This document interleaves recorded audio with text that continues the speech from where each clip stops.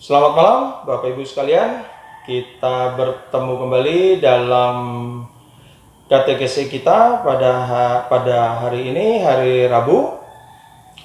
Pada malam hari ini kita ditemani oleh Romo Soleh. Selamat malam Romo Soleh, apa kabar? Selamat malam Pak, puji Tuhan, kabar baik. Baik.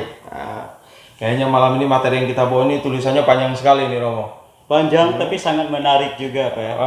Tentang kehidupan kita kan sehari-hari. Karena dia menyangkut sesuatu yang kita butuhkan setiap hari. Tanpa itu mati kita.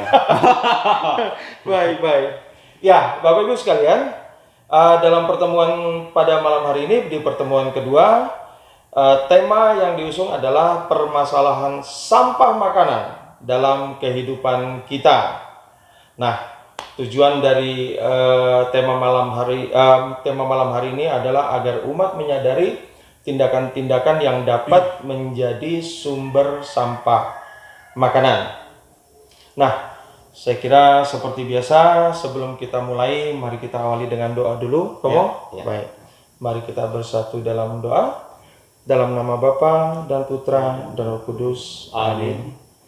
Bapa di surga, terima kasih ya Bapak, karena Kau telah menghantarkan langkah kami lagi agar dapat hadir di tempat ini untuk menyampaikan katekise pada malam hari ini. Bapa, kami mohon penyertaan-Mu. Berkatilah Romo yang akan membawakan katekise ini agar semuanya dapat berjalan dengan lancar. Jamah dan berkatilah juga semua umat yang mendengarkan agar dapat memahaminya dengan baik. Kami serahkan ya Bapa, acara pada malam hari ini semuanya ke dalam tangan-Mu. Dengan pengantaran Kristus kami telah berdoa dan mengucap syukur. Amin. Dalam nama Bapa dan Putra dan Roh Kudus. Amin. Baik Romo, ini sebagai pengantar saya akan membacakan sedikit. Bapak Ibu, saudara-saudari terkasih, dalam ensiklik Laudato Si nomor 22, Paus Fransiskus menuliskan, masalah-masalah limbah berkaitan erat dengan budaya membuang yang menyangkut baik orang yang dikucilkan maupun barang yang cepat disingkirkan menjadi sampah. Konteks ini menjadi nyata ketika kita melihat ribuan ton sampah makanan yang menggunung di pasar dan puluhan kantong sisa makanan yang berjejer di perumahan serta pusat produksi makanan. Sejalan dengan ensiklik Laudato Si tersebut, ada pendapat bahwa di balik sebutir nasi yang sampai di meja kita, yang ada di depan kita dan siap untuk kita santap itu, ada kerja keras dan keringat banyak orang. Artinya dengan menyia-nyiakan makanan, membuang makanan, kita sama saja dengan tidak menghargai jeripaya orang-orang yang menyediakan sebutir nasi itu untuk kita. Oleh karena itu, dalam pertemuan kedua ini, permasalahan sampah makanan dalam kehidupan kita diajak untuk menyadari tindakan-tindakan yang dapat menjadi sumber sampah makanan. Nah, itu adalah satu pengantar yang akan membawa pembahasan kita pada malam hari ini sampai kepada bagaimana sampah makanan itu terjadi dan bagaimana kita harus menyikapinya. Kira-kira begitu ya Romo ya? Ya. Baik, nah supaya tidak berpanjang lebar, mari Romo silakan. Baik Bapak Ibu, kalau Bapak Ibu di rumah ada soft copy-nya yang sudah dibagikan oleh tim, itu silahkan buka di halaman 27. Dan sekarang ini kita akan membaca secara bersama-sama tentang kisah kehidupan di halaman sebelahnya. Saya akan bacakan untuk kita. Kebiasaan menyisakan makanan dan minuman.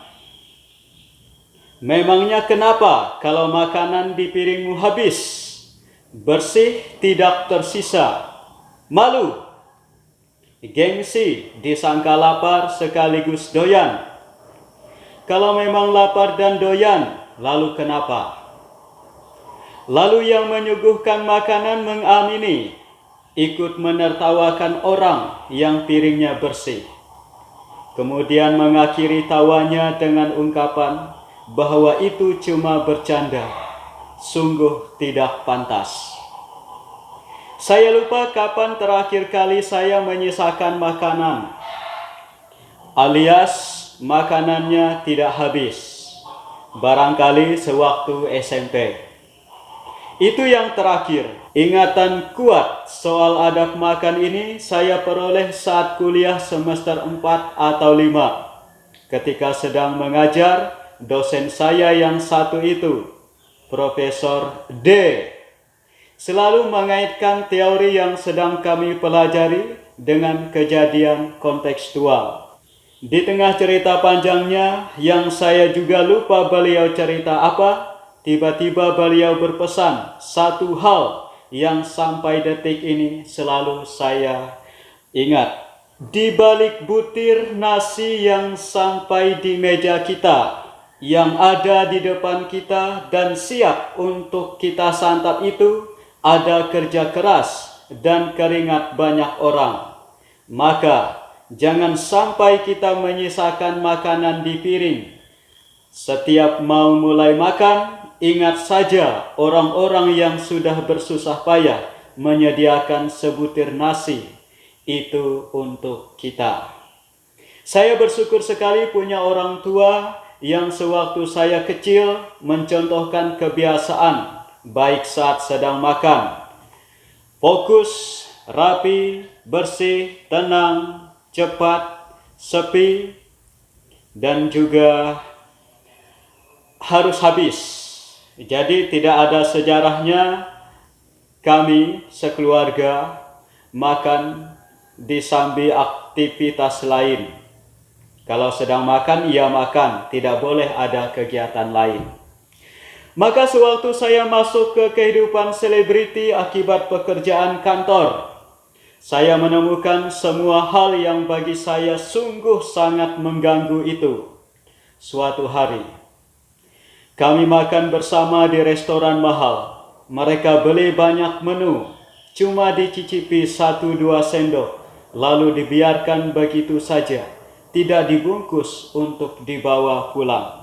Saya saat itu sudah kekenyangan karena ternyata satu porsinya besar sekali.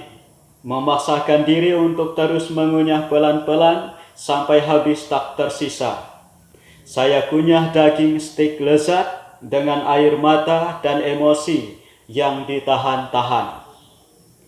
Pulangnya, sesudah kami berpisah jalan, saya menangis. Tergugu, tetangga sebelah rumah saya persis seorang ibu yang ketika hamil anak bungsunya kelaparan tengah malam. Beliau punya sekotak makanan, tapi hanya cukup untuk si sulung. Diberikannya sekotak itu kepada anaknya sambil beralasan, sudah kenyang, padahal perutnya lapar bukan main. Suami jauh dari harapan karena hobi judi. Akhirnya beliau keluar rumah diam-diam menuju rumah tetangga sebelahnya yang menggantung satu kantong plastik hitam di pagar rumah. Diambilnya kantong itu lalu dibawa ke dalam rumah. Satu kantong plastik itu menyelamatkan dirinya sejenak pada malam itu. Apa isi kantong plastik itu? Makanan sisa. Makanan yang sengaja digantung di pagar supaya diambil kucing. Makanan yang sungguh tidak layak dikonsumsi manusia, apalagi ibu hamil. Makanan itu, bahkan kita tidak bisa menyebutnya sebagai makanan lagi, sebab itu sampah. Hanya mengingatkan saja hati saya sakit sekali. Bahkan ketika menulis ini, mata saya memerah. Saya sungguh membenci sifat dan tindakan orang yang hobi menyisakan makanan. Ini ditulis oleh Diajeng Larasati Sekar Arum, seorang blogger, penulis konten di salah satu stasiun televisi swasta nasional dan pekerja lepas dengan pengalaman menulis sebagai profesional sejak tahun 2013. Nah, Bapak Ibu, itu tadi cerita dalam kehidupan kita sehari-hari, kehidupan nyata kita. Lalu, apa sih dasar kita itu tidak menyuruh orang membuang makanan? Nah, dasarnya akan kita simak bersama-sama dalam bacaan Injil. Kalau Bapak Ibu di rumah ada punya kitab suci atau pakai laptop atau pakai HP seperti Pak James, bisa buka di Lukas 11 ayat 1 sampai 4. Pada suatu kali Yesus sedang berdoa di salah satu tempat. Ketika ia berhenti berdoa, berkatalah seorang dari murid-muridnya kepadanya, "Tuhan, ajarilah kami berdoa, sama seperti yang diajarkan Yohanes kepada murid-muridnya." Jawab Yesus kepada mereka, "Apabila kamu berdoa, katakanlah, Bapa, dikuduskanlah namamu, datanglah kerajaanmu. Berikanlah kami setiap hari makanan kami yang secukupnya. Dan ampunilah kami akan dosa kami, sebab kami pun mengampuni setiap orang yang bersalah kepada kami. Dan janganlah membawa kami ke dalam pencobaan." Demikianlah Injil Tuhan. Terpujilah Kristus. Saudara-saudari yang terkasih, apakah kita juga pernah membuang makanan? Entah itu di keluarga kita, entah pada perayaan-perayaan ulang tahun maupun perayaan orang nikahan itu, Ya, pesta nikah. pesta, resepsi segala.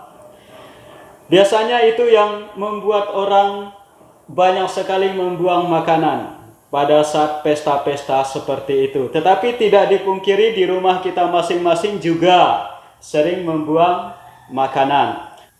Kalau masih seperti itu, saudara-saudari, ayo kita ingat pesan Yesus.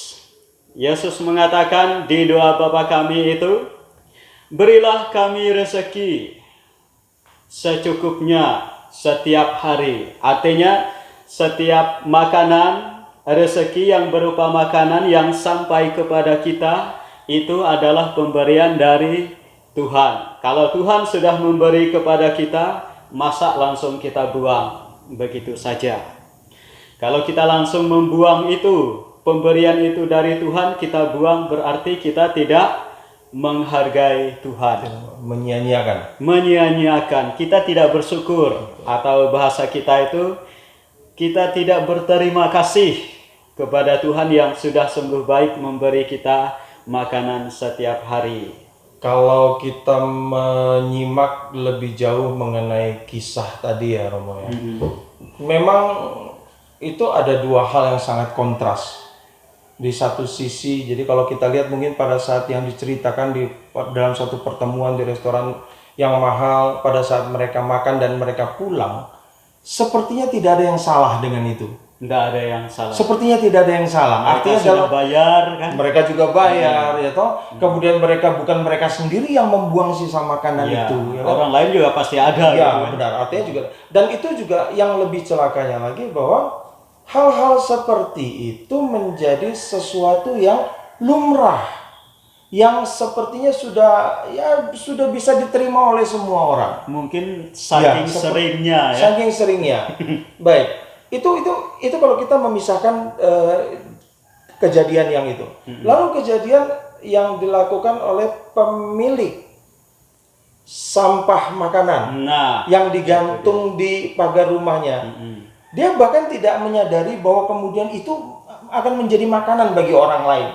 Ya, jadi sepertinya itu memang tidak merupakan satu cerita yang bersambung, tapi kita sendiri menyimak bahwa ternyata itu kalau kita tarik benang merahnya itu memang ada ya. Dan memang ada bagian yang salah dari apa yang dilakukan, dari kebiasaan itu.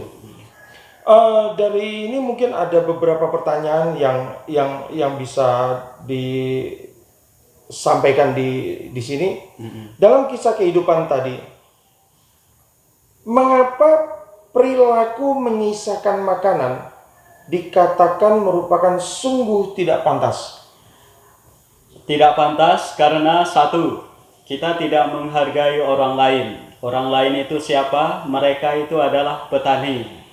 Untuk bisa menghasilkan nasi atau padi yang mereka tanam di sawah, mereka memeras keringat untuk buka ladang kalau yang berladang, kalau yang bersawah mencangkul seharian penuh di bawah teriknya matahari, menunggu cuaca yang bagus, belum lagi saat mereka menyemai.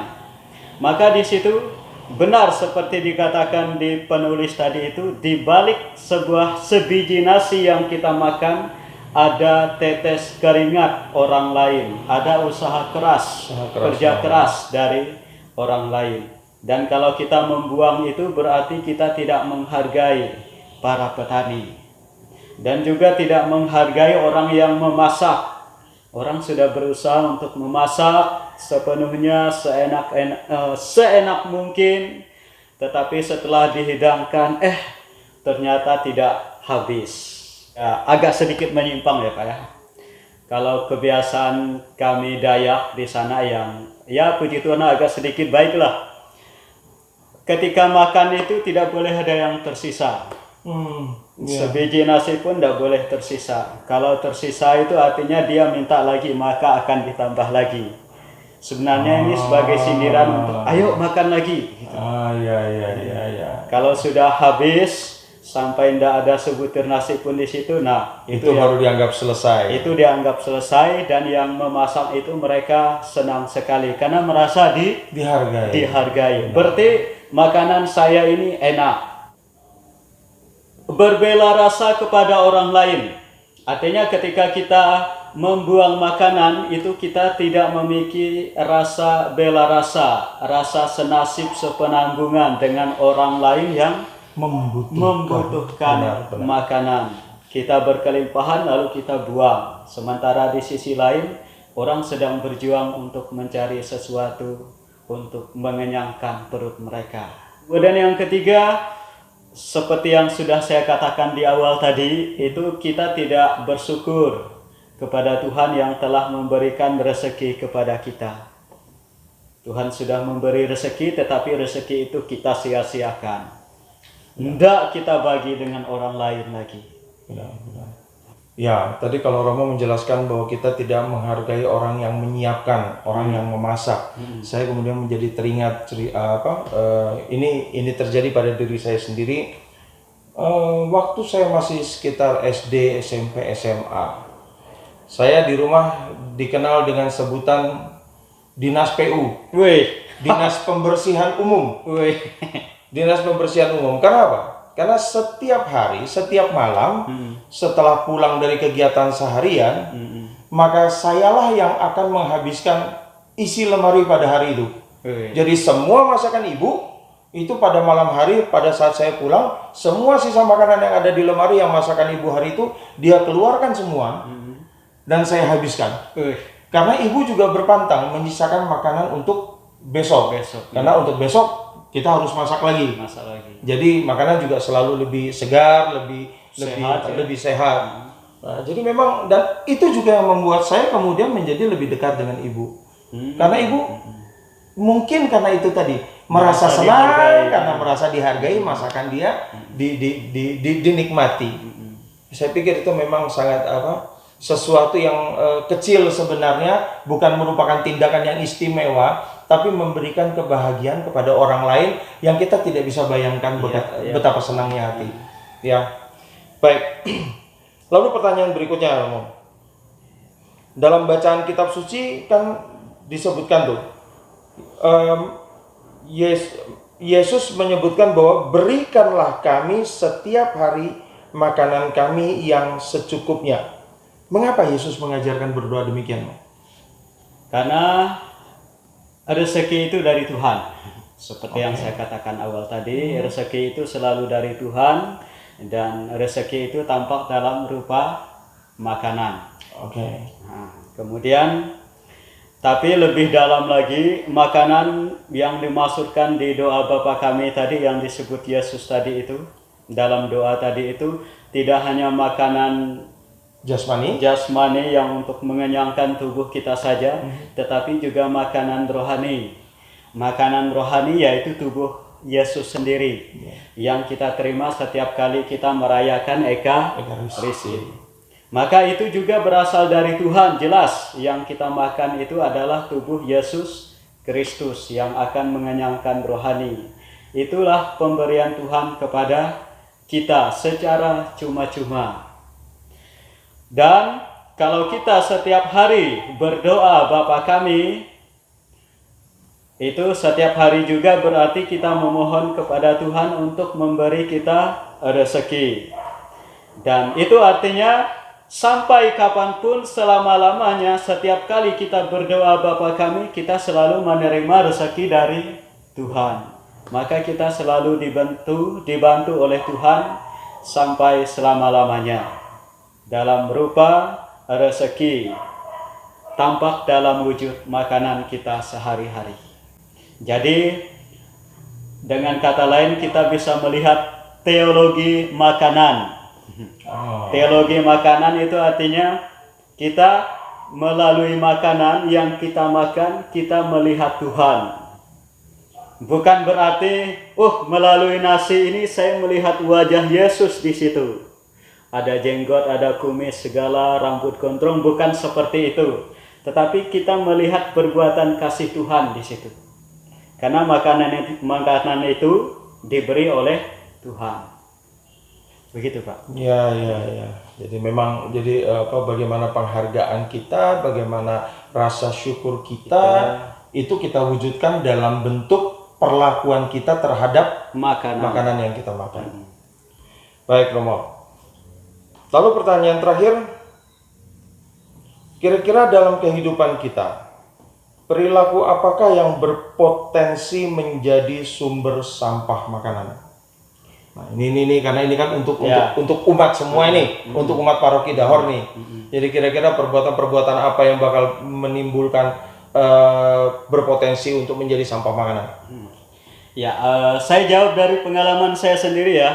Baik. Nanti kalau Bapak Ibu menemukan sendiri, puji Tuhan ini berdasarkan pengalaman saya. Setidaknya saya sering juga membuang makanan. Mungkin ini kesempatan saya bertobat nih. Dulunya. Satu, yang perilaku apakah yang berpotensi menjadi sumber sampah makanan?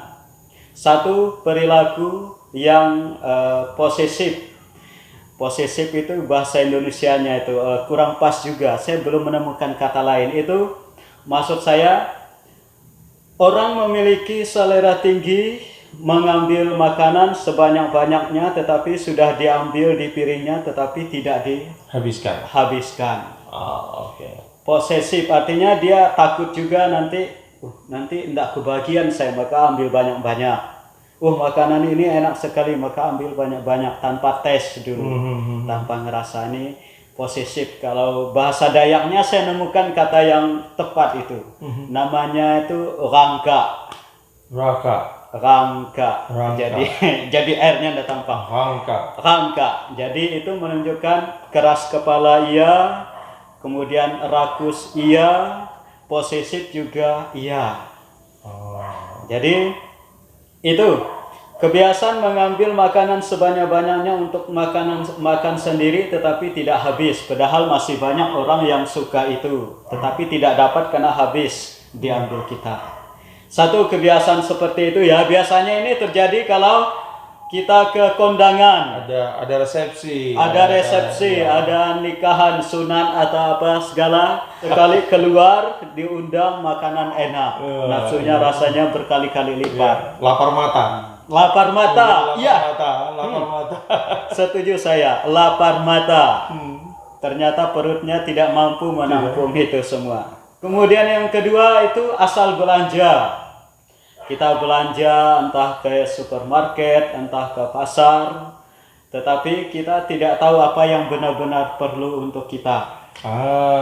Ya. Mungkin ya perlu tetapi berupa sekunder atau bahkan tersier. Tapi itu beli sehingga kita simpan untuk dalam waktu yang lama. Tapi ternyata setelah lama pun tidak bagus, akhirnya kita Tidak buang. dipakai, tidak termanfaatkan. Nah, kemudian ketiga, makan hanya berdasarkan mood. Ketika kita sudah makan, sudah masak banyak, atau orang lain sudah masak banyak, padahal itu sebenarnya sebelum-sebelumnya itu kesukaan kita, tetapi ketika itu sudah ada, kita menjadi tidak mau lagi. Ketika waktu mood, ya makan banyak. Ketika tidak mood lagi, tidak mau makan. Tidak mau tahu dengan orang lain, seperti di restoran misalnya. Oh, ini makanan ini sudah saya beli, sudah saya bayar, tanggung jawab saya sudah lepas. Mau makanan ini saya buat seperti apa terserah saya.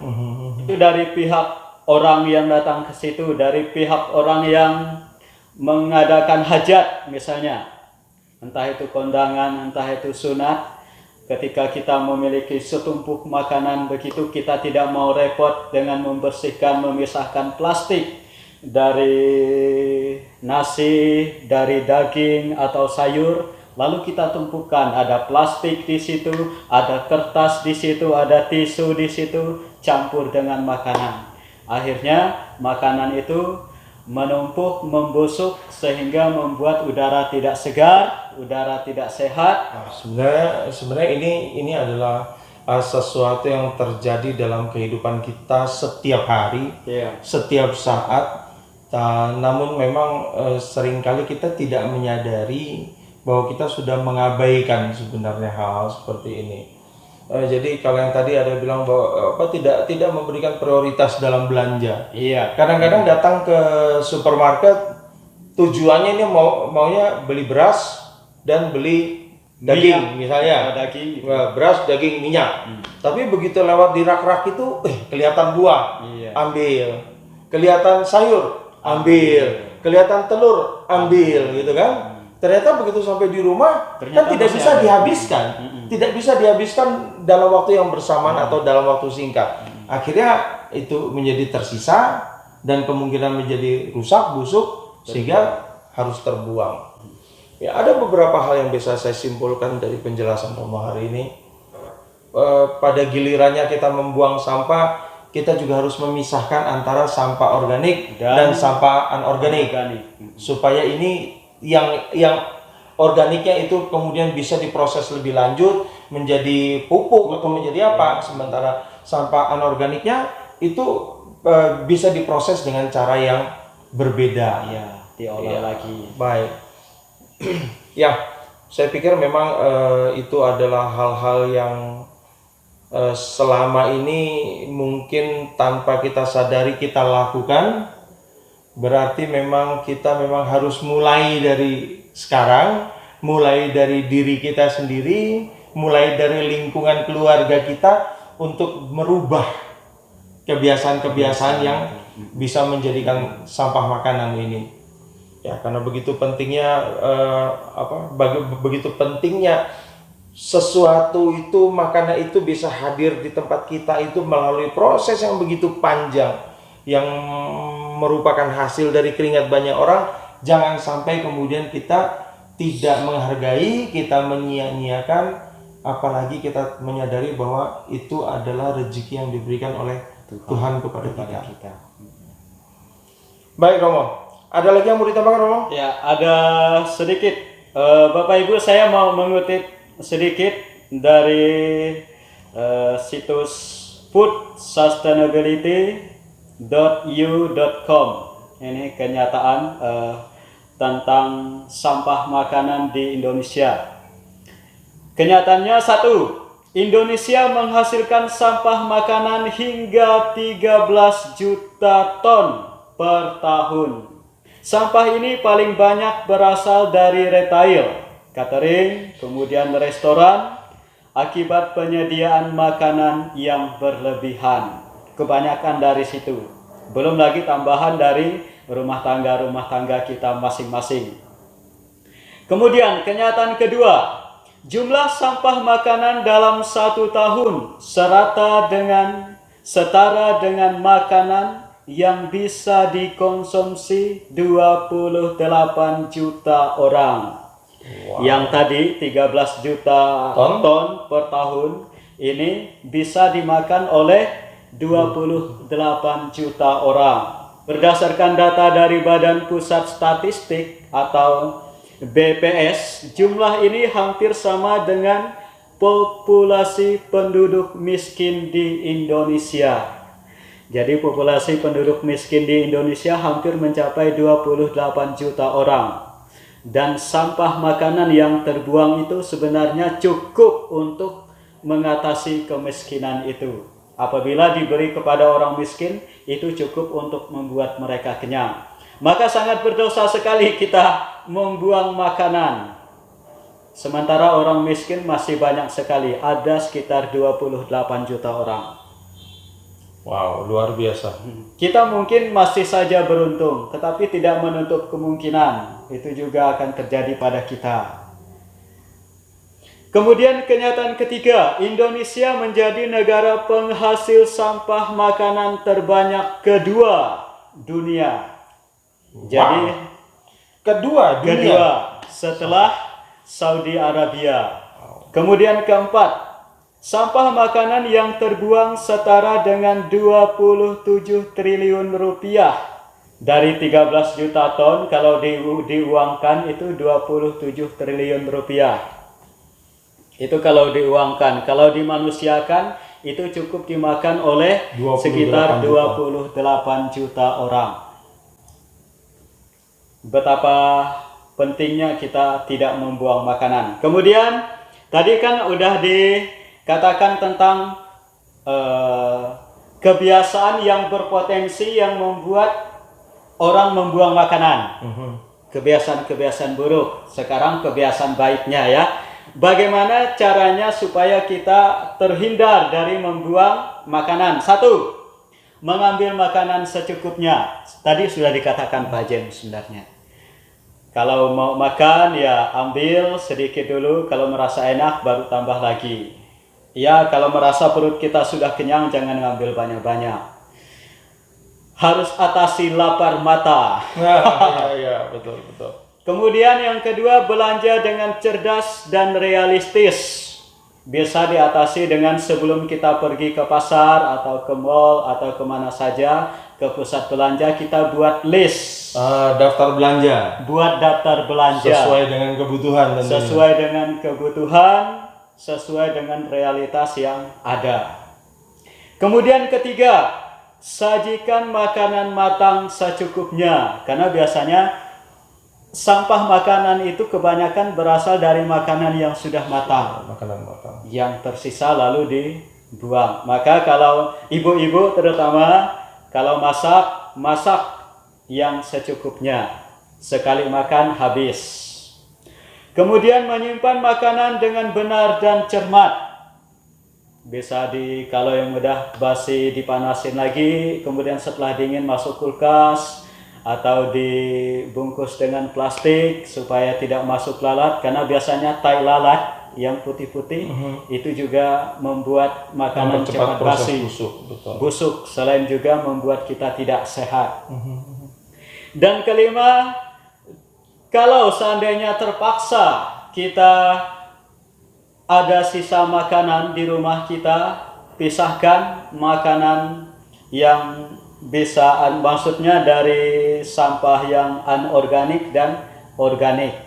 Nasi, lauk, sayur sendiri, kertas, tisu, plastik itu sendiri. Makanan tadi yang organik itu bisa dijadikan pupuk.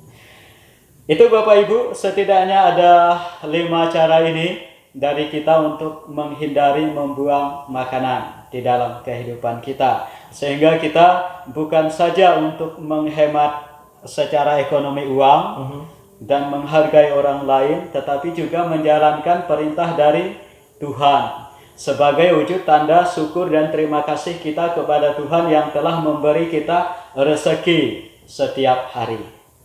Demikian Bapak. Baik Romo, sangat menarik sekali. Saya jadi yang ada satu cara tadi bagaimana supaya masak secukupnya. Ya. Tadi kan disebutkan bahwa bagi ibu-ibu di rumah masak secukupnya, karena memang ini agak sedikit bertolak belakang sebenarnya dengan kebiasaan kita. Jadi kan ini ada orang tua yang bilang jangan sampai kekurangan makanan di rumah. Jangan sampai anak-anak masih mau makan itu, tapi sudah tidak ada lauk atau sudah tidak ada nasi. Jadi memang ini kadang-kadang menjadi tantangan tersendiri untuk kita. Tapi saya bisa memberikan satu kabar gembira juga bahwa bagi ibu-ibu nih terutama atau bagi siapapun yang memang dia tukang masak lah. Kan bagi kami tukang masak, bagi tukang masak ini kan akan sangat senang hatinya kalau kemudian pertama masakan kita dibilang enak. Gitu? Karena enak, kemudian habis. Minta lagi. Ya kan? Habis pasti kan? Enak pasti habis, kemudian dicari lagi. Terus kapan masak lagi misalnya? Iya kan? Nah, itu kan pasti akan membuat ibu-ibu kemudian menjadi sangat senang hati. Nah, itu mungkin bisa diakali dengan cara apa? Kalau misalnya menyediakan makan, dijatah aja kira-kira satu orang, kira-kira habisnya sekian gitu ya. Nah, supaya kalau enak dia akan cari lagi. Nah, dia pasti akan minta lagi anak-anak. Kira-kira seperti itu. Oke. Baik Romo, saya kira ulasan kita pada malam hari ini sederhana tapi sangat mengena.